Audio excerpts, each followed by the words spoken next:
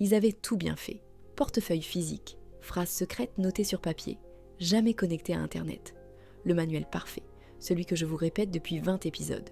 Et pourtant, en 25 minutes, 38 millions de dollars se sont volatilisés de 500 portefeuilles. Alors je vous dois cette vidéo. Pour comprendre, il faut savoir un truc que personne ne vous dit jamais.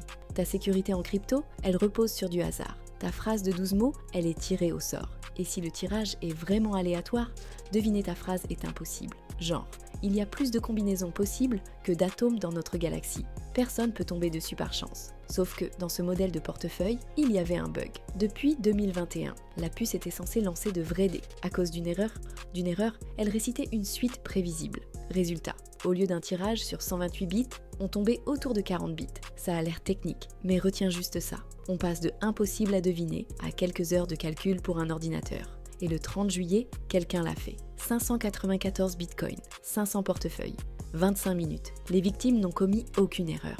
Aucune. Leur outil les a trahis. Maintenant, l'info utile, celle qui peut te sauver.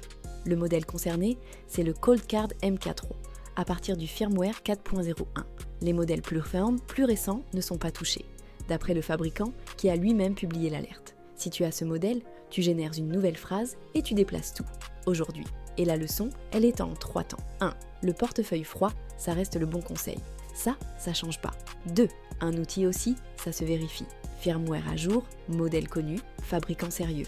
3. Ne mets jamais tout au même endroit. Parce qu'en crypto, il n'y a pas de service client. La sécurité, c'est toi. Et parfois, ça veut dire vérifier même ceux en qui tu as confiance. Abonne-toi. La crypto. Expliqué simplement.